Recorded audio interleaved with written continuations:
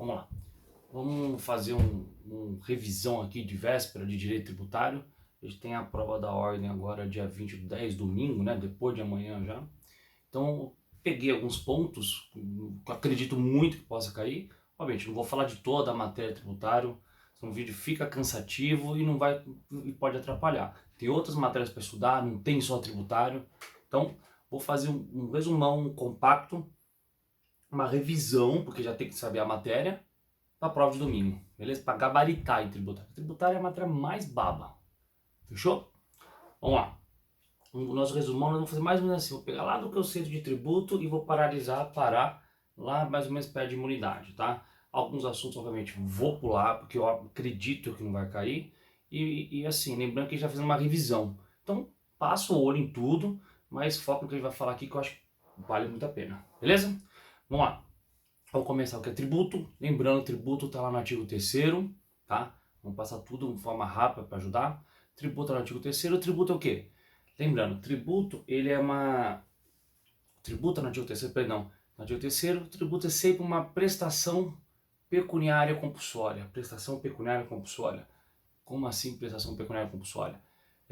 Tributo é uma obrigação seu recolhimento, é compulsória, tem que pagar, tanto que o próprio dispositivo no final, mais ou menos no final do artigo 3º do CTN, ele fala, olha, tributo é instituído em lei.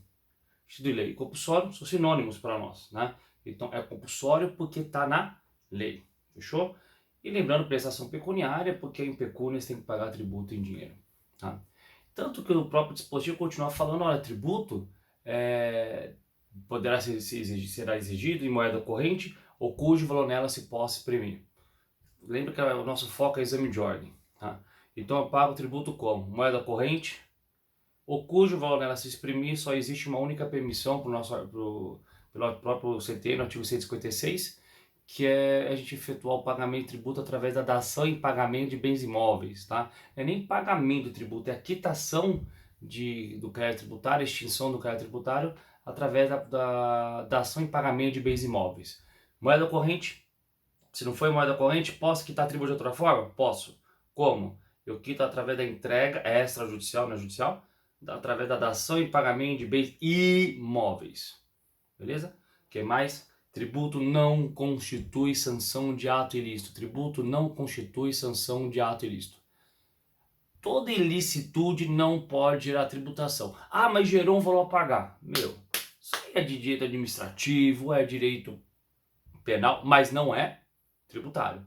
Tributário só incide sobre situações, relações lícitas. Relações ilícitas não comportam de tributário, não dá perto delas. Beleza? Lembra, por exemplo, fácil, multa de trânsito. Ó. Você está andando, disparou o radar, alguma coisa, aconteceu por quê? Você ofendeu a legislação. Você ofendeu. Então aquele valor a pagar, olha, é uma prestação pecuniária, é em moeda corrente, mas não é sanção de... mas é sanção de ato ilícito. Logo no encaixe no conceito, multa de trânsito não é tributo. Continuando. Então não constitui sanção de ato ilícito. E para finalizar, fica fácil, tributo ele será cobrado mediante atividade administrativa plenamente vinculada. Duas coisas. Quem exige tributo é o Estado. O Estado, quando eu digo, são os 4 entes federativos. União Federal, Estados-membros, Distrito Federal e município. Tá? E a última parte, que o artigo 3º fala, que é cobrado mediante atividade administrativa plenamente vinculada. Plenamente vinculada. Quer dizer que tributo, a cobrança que já veio daqui a pouco sobre o lançamento, ele é um ato administrativo vinculado. Quer dizer o quê? Não existe o elemento vontade, não tem ato discricionário no direito tributário. Tá? Por exemplo, lá em direito administrativo, né? Uma das classificações contra a vinculação é o ato administrativo vinculado ou ato discricionário. Tá? Não existe por autoridade e conveniência do administrador público no direito tributário. Aqui é só a vontade da lei, é só a vontade legal. Beleza? Então, tributo, lembrando, para fechar, prestação pecuniária, moeda corrente ou dação em pagamento, não constituição de ato ilícito, instituído em lei, e cobrado mediante atividade administrativa plenamente vinculado. Tá com 5 aqui, porque tributo, tributo é um gênero. Na realidade, na prática, você não paga tributo, você paga uma das espécies tributárias. Tá? Tributo é um gênero que comporta 5 espécies tributárias. Perfeito? Primeira espécie, impostos. Vamos compactar. Os impostos são o quê? Estão lá no artigo 16 do CTN. Imposto, ele nasce simplesmente porque você praticou um fato jurídico tributário vinculado a ele. Ou seja, imposto, ele não tem nenhuma relação direta ou pessoal com o contribuinte. O Estado não faz, é independente de qualquer relação estatal com o contribuinte. Ou seja, você paga o imposto porque você é proprietário e não porque o Estado fez algo. Vai ficar mais fácil? Imposto não é contraprestacional. O Estado não tem que fazer algo para te exigir o pagamento. Por exemplo, você tem que pagar o imposto de renda. Por que você paga o imposto de renda? Você aferiu renda. Simplesmente você aferiu renda. E não que o Estado fez algo para você. Beleza? Tanto que a gente fala que imposto é um tributo não vinculado. Não vinculado a uma atividade estatal em favor do contribuinte. Segundo, imposto ele não tem destinação específica. O valor que é arrecadado a título de imposto, lá no artigo 67, inciso 4, ele fala como regra que imposto, não, o valor arrecadado não pode estar preso a uma despesa para custear alguma coisa. Então o valor tem que entrar limpo para o Estado para depois ele destinar. Né? Então entra limpo para o Estado para depois destinar. Terceira coisa, lembra que imposto não tem previsão de devolução. Devolução. Tá? Imposto não devolve depois de certo período. Ele não é igual ao empréstimo compulsório que devolve. Tá? Então imposto não devolve. Tá? E fica para não bater o olho, porque estamos em cima da prova, os impostos federais estão lá no artigo 153, lê. 155 são os impostos estaduais e 156 são os impostos municipais. Beleza? Vamos continuar. Taxa. O que é taxa? Taxa, a primeira coisa importante, ela está em competência comum. Por que comum? Quem pode instituir a taxa? Qualquer ente federativo. Desde que ele pratique o que a gente vai explicar agora. Tá? Então, a competência da instituição das taxas é comum. O que é taxa? Tá? Nós temos dois tipos de taxa. Taxa de serviço e taxa de poder de polícia. Taxa de serviço. Vou compactar, hein? Taxa de serviço tem que ser o quê? É todo serviço público, tem que ser serviço público, específico, não pode ser serviço genérico, solto por aí. Segurança pública. Porra, segurança pública é uma porrada de coisa. Tá? Algo específico, emissão de passaporte. Tá? Que é específico, é só aquele serviço exatamente. Né? Então, específico e, para exame de ordem, o assunto taxa, são duas coisas que podem cair na minha visão. A primeira eu falo agora, que toda taxa ela tem que ser divisível. Divisível. Como assim toda taxa tem que ser divisível? A taxa tem que ser passível à identificação. Eu tenho que conseguir identificar o usuário do serviço. Quem tá, por exemplo, taxa de iluminação pública. Pô, dá pra ver lá atrás, né? Tá à noite. Quem tá passando na rua agora? O poste tá radiando a luz na cabeça de quem? Pô, você não sabe. Não dá para identificar. Se não dá para identificar, taxa de iluminação pública, cuidado com a que está lá no 149A, que lá fala COSIP, é outra coisa. Taxa de iluminação pública. Meu, você não sabe quem está recebendo o serviço. Logo, seria um serviço indivisível, não passivo de tributação via taxa. Beleza? Para fechar, lembrando que a gente está fazendo um resumão de véspera para ajudar. A taxa ela pode ser cobrada quando o contribuinte utiliza o serviço público ou quando é colocado à sua disposição. Vai ficar mais fácil. Se o contribuinte não precisar provocar o serviço, como assim? Ele não vai até o serviço já está literalmente à disposição dele, isso pode ser cobrado, é a chamada taxa de disposição. Como assim? Antiga, vou pegar para o município de São Paulo. São Paulo, um tempão atrás, ele tinha taxa do lixo. Meu imóvel vazio, sem produção de lixo, não tinha nada, eu tinha que pagar taxa. Por quê? Mesmo sem provocar o serviço, sem pedir nada, eu abria minha porta, o caminhão do lixo passava lá. Então o serviço estava sendo executado sem a minha provocação. Perfeito? Os outros serviços, eles só nascem por provocação. O exemplo que eu dei da emissão do passaporte é outro. A emissão do passaporte, vou pagar, mas só se eu provocar o serviço. Então são serviços provocados que geram a tributação da taxa, ou serviços que são colocados literalmente à disposição, eu não preciso provocá-los. Eles já estão funcionando sem eu pedir nada. Beleza? Segunda coisa, que eu falei que taxa ela pode incidir, ela nasce quando tem serviço público, e taxa do regular poder de polícia, que está lá no 78 do CTN, que eu tenho que saber de taxa de poder de polícia? Principalmente para exame de ordem, é focar o quê? Taxa de poder de polícia é um poder fiscalizatório e delimiнаtório. Fiscalizatório porque o poder de polícia, a função dele é fiscalizar, no nosso caso, fiscalizar o contribuinte.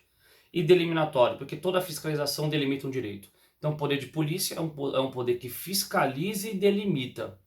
Tá? Fiscaliza e delimita. Você pega o habite, eu vou fiscalizar, eu quero essa planta genérica, eu quero ver o que está acontecendo nessa construção, como vai construir, deixar de construir, se atrapalha o plano diretor ou não. Estou te fiscalizando e estou delimitando seu direito, olha. Só pode o negócio funcionar para frente aqui, só dou a regularidade da obra quando eu emitir o habite. Tá? Então delimitei o seu direito, tá bom? Perdão. E o último ponto que eu falei, olha, quando cai taxa, exame de ordem, eu falei, serviço público divisível. E outro ponto que eu acho que vale a pena sempre lembrar é o parágrafo 2º do artigo 145. Porque o que fala o artigo 145? Parágrafo 2º. Ele fala que as taxas não poderão ter a mesma base de cálculo dos impostos. Para não esquecer, onde incidiu o imposto, não pode incidir uma taxa. Incidiu o imposto, não incide taxa.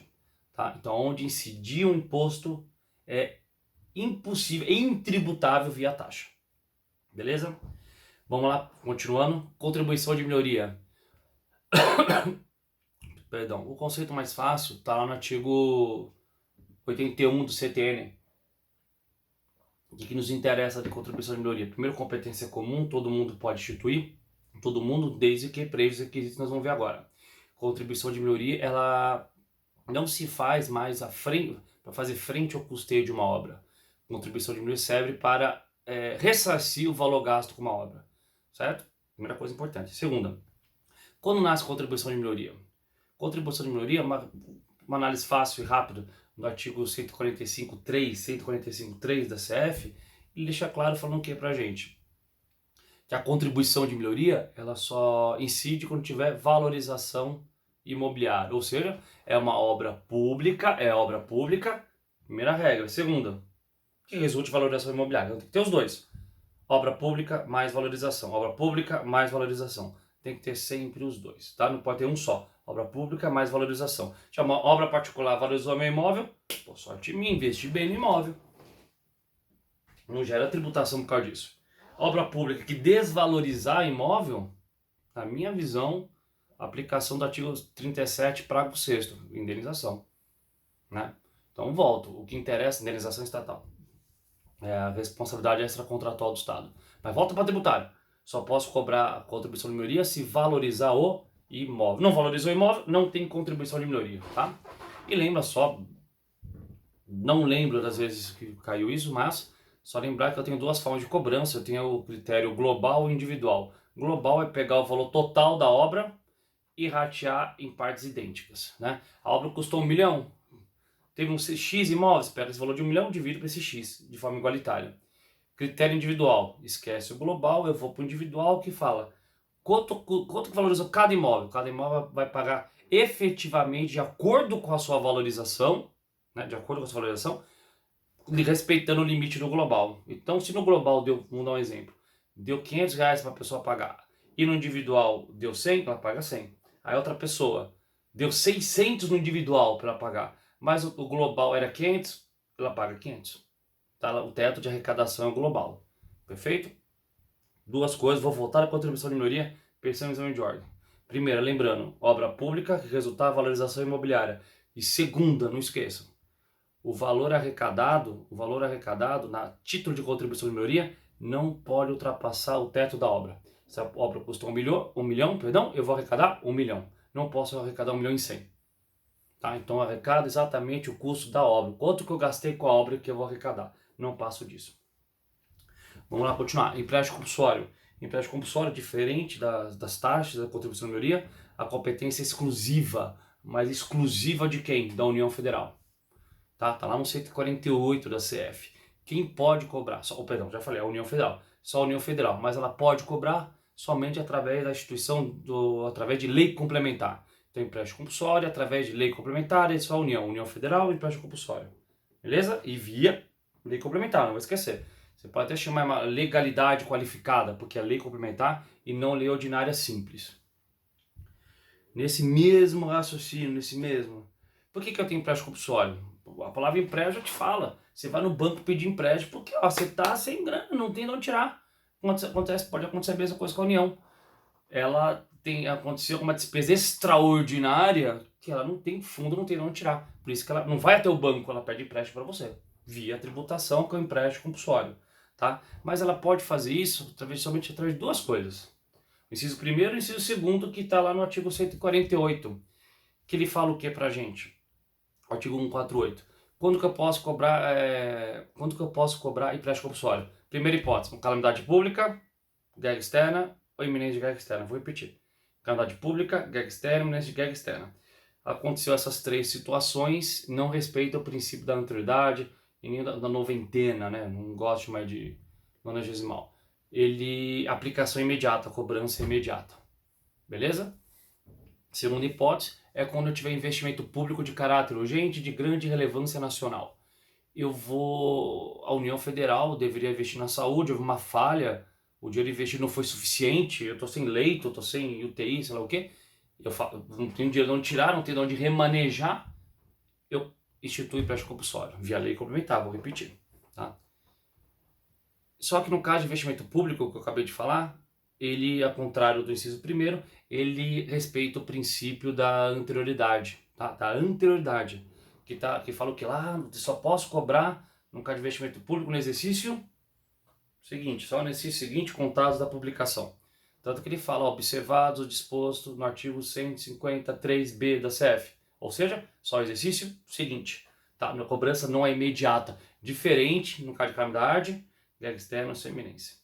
Para fechar, o parágrafo único ele fala: o valor arrecadado a título de empréstimo compulsório ele tem que ser destinado exclusivamente para a causa que autorizou. Entrei em guerra, cobrei empréstimo compulsório, celebrei a paz. Ah, tem dinheiro aqui, vou mandar para educação. Não, devolve. O dinheiro tem que ser investido na causa que autorizou. Só posso investir na causa que autorizou. Ponto, tá? Só na causa que autorizou. Não dá para investir em outro local, tá? E para lembrar qual é o prazo de devolução do empréstimo compulsório, porque empréstimo tem que ter devolução. Qual é o prazo? Tem a mínima ideia qual é o prazo. Porque eu não sei. Quem vai falar o prazo? É a lei. A lei complementar. É obrigatório falar. Se ela não fala, isso aqui é imposto. É qualquer outra coisa, menos empréstimo compulsório. Empréstimo compulsório, eu sou obrigado a estipular o prazo de devolução. A lei complementar vai trazer o prazo de devolução. Tá bom? Última espécie que eu vou completar bastante, só a principal característica que interessa pra gente. A última espécie são as contribuições especiais. Contribuições especiais por artigo 149 de competência da União, tá? Nós temos três, né? Não dá para detalhar todas, eu acho que fica muito denso e desnecessário para a prova. É que não acredito que vai cair coisa tão específica assim. Para a segunda fase, outra coisa. Então, as contribuições especiais são de competência da União, são três. Primeira, contribuição de interesse das categorias profissionais e econômicas, vai ficar mais fácil. São aquelas contribuições que a contribuição é voltada para órgão de classe. O ente arrecadador para fiscal é um órgão de classe. Pega a OAB, que todo mundo quer pegar a OAB.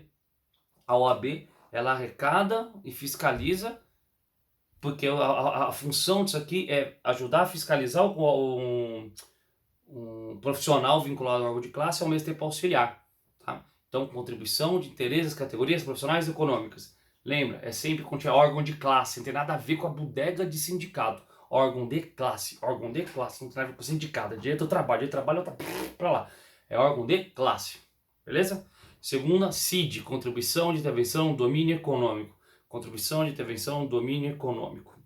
Beleza? Só lembrar, é quando a União ela vai intervir economicamente numa área, intervir economicamente é arrecadar. Ela arrecada e teoricamente devolveria o valor numa forma de investimento, de melhoria naquela área, tá? Ela vai intervir para melhorar, para tentar auxiliar aquele setor, tá? E a última, que é a queridinha do exame de ordem, são as contribuições sociais, a gente gosta de chamar de contribuições previdenciárias, contribuições sociais, né? O que interessa de contribuição social, que eu acho sempre bom lembrar, que contribuição social ela não tem anterioridade e nem princípio da noventena, são coisas diferentes. Ela tem o 195, parágrafo 6º da CF. Ele não fala noventena, ele fala o quê? Só para todo mundo entender. Ele fala princípio da anterioridade nonagesimal, que não é noventena. Que todo mundo usa o 153, você chama de nonagesimal, não fecha. Por que não fecha? Das contribuições sociais, elas vão surtir efeito após 90 dias. A noventena fala mínimo de 90, são coisas bem diferentes. Então, voltando, o que interessa pra gente é pensar as contribuições sociais, para custeio, manutenção social da Previdência, PIS, COFINS, contribuição social sobre o lucro líquido, elas se prestam para custear o social, com um conceito coletivo, e elas só podem surtir efeito quando forem majoradas ou criadas, só pode surtir efeito 90 dias após a sua publicação. Tanto faz se virou exercício ou não.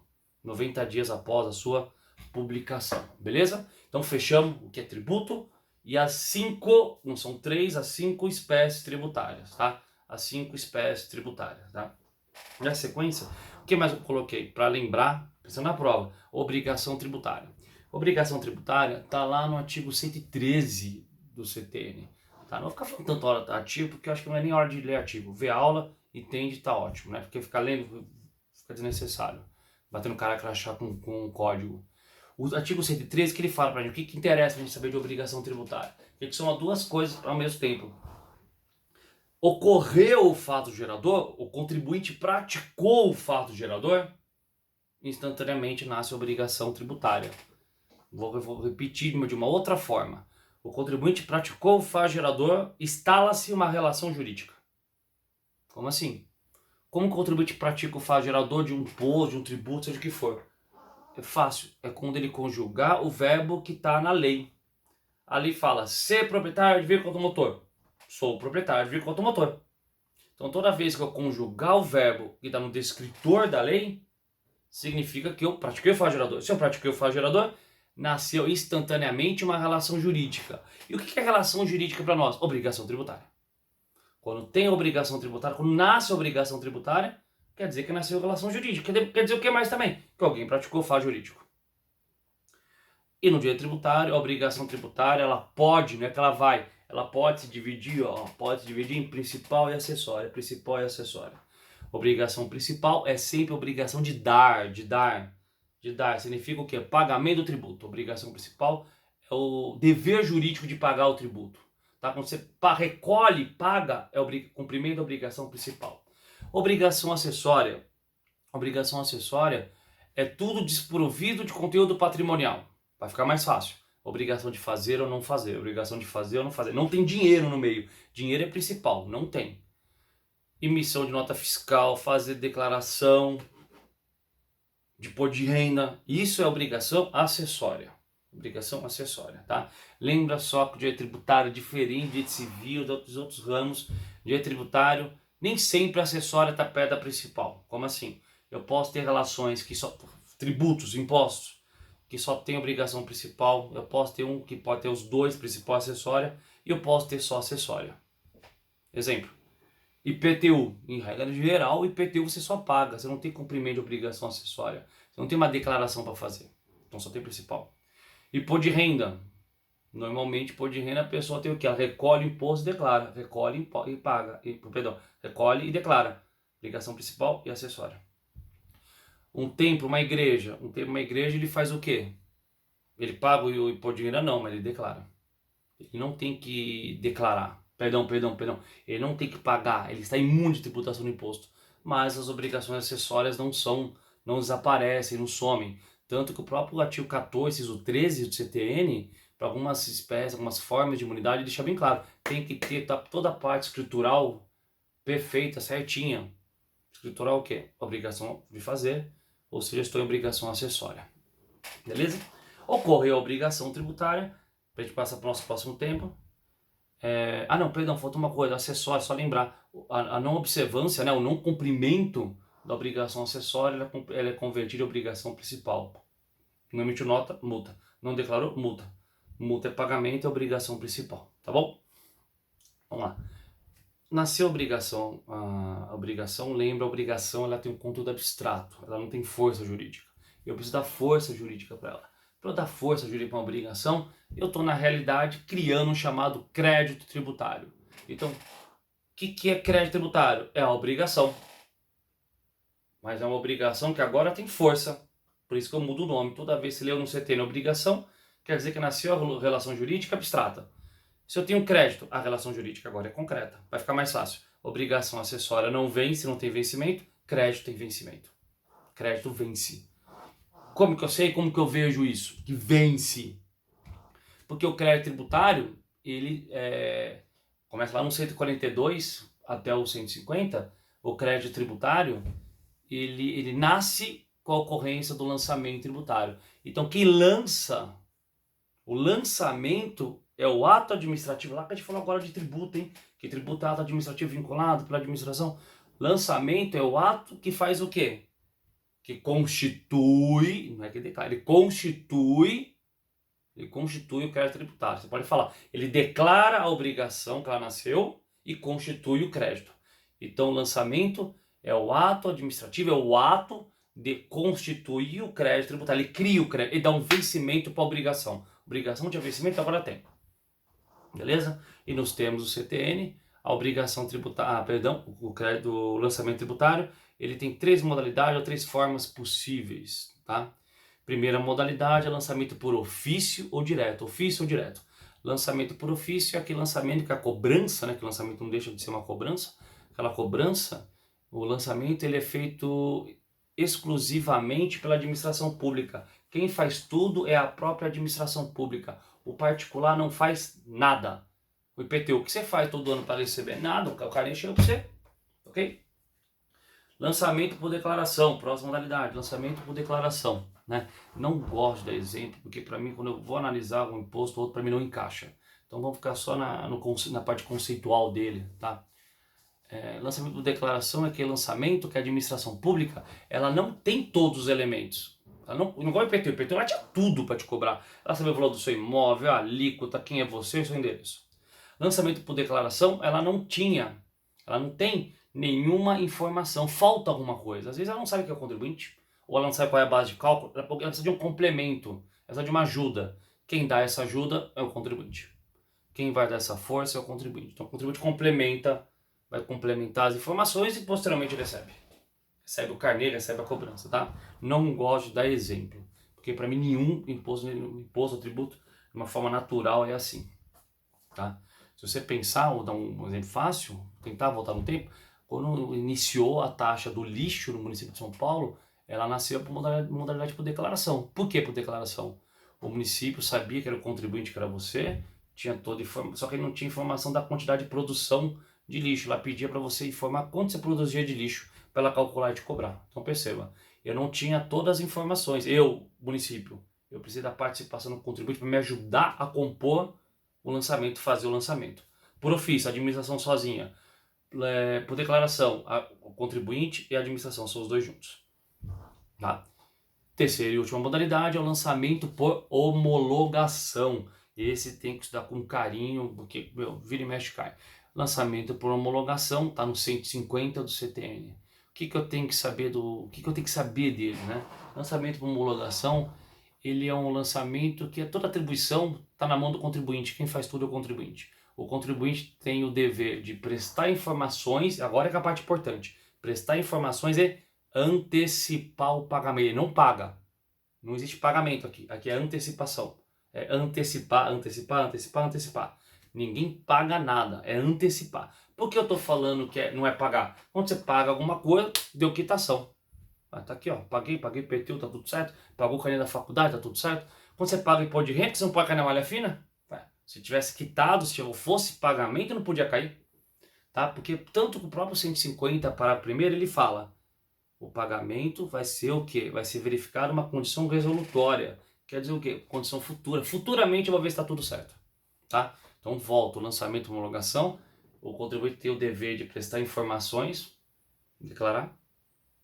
E o contribuinte tem o dever de antecipar, não é pagar. Tá? E por que chama homologação? Porque a administração pública, cabe a ela o quê? Homologar o que você fez, se ela concorda ou não concorda. Ah, não concordou, caiu na malha fina. Concordou? Deu homologação. Homologação quer dizer que ela concordou, ela deu extinção. Vai ficar mais fácil. Lá no parágrafo 4º, artigo 150, ele fala o seguinte: olha, a homologação pode ser expressa ou tácita. A homologação pode ser expressa ou tácita. Homologação tácita, perdão, expressa é quando a administração expressamente ela, olha, concordo com o que você fez, dentro de um período de 5 anos contado do fato gerador.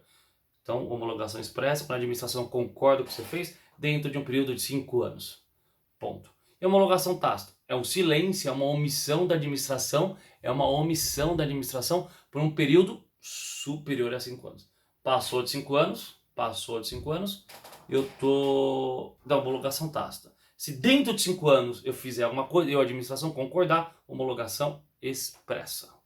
Lembra do imposto de renda, que é um exemplo claro, fácil, quer dizer, todos os impostos, não sei se eu pro lançamento por ofício, eu acho que fica mais fácil dar assim, lançamento por ofício, pensa do IPTU e do IPVA, fácil.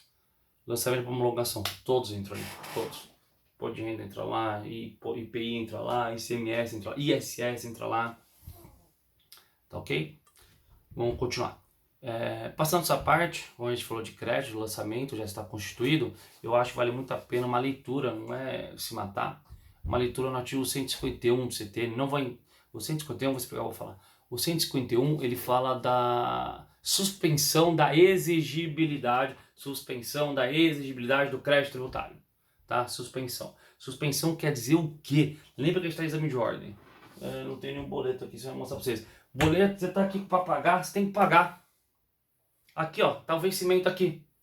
O que é suspensão? Tampei o vencimento. Não vai vencer. Se não vai vencer, quer dizer o quê? Se não vai vencer? Tá suspensa a exigibilidade. Fica suspensa até eu tirar o que eu tô tampando. Tirar o tampão do vencimento e ele vem de novo. Tá? Então, suspensão da exigibilidade, primeira ideia, quer dizer que o tributo não vai vencer. O vencimento foi tampado. Mas você pode entender de outra forma. A administração fica impedida de exigir, fica impedida de cobrar o tributo durante o efeito suspensivo, durante a suspensão da exigibilidade. Beleza? Não vou entrar, senão vai ficar muito extenso. Eu gravo até depois um vídeo só sobre as modalidades, mas assim, suspensão de exigibilidade. Lê todos os incisos do 151, né? Lê assim que eu digo, olha, moratória suspende, depois vai ficar mais fácil, moratória suspende, moratória é dilação do prazo para pagamento. Recurso administrativo também suspende, a mera interposição de recurso administrativo suspende a exigibilidade. O depósito do montante integral, é pegar o valor integral da dívida, com multa, com tudo, depositar. Suspende a exigibilidade. A concessão de liminar em mandado de segurança, o juiz concedeu, não é a liminar. A concessão da liminar suspende. Ele fala, o CTN então desatualizou de acordo com o Código Processo Civil, ele fala lá, concessão de tutela antecipada. É concessão de tutela de urgência agora.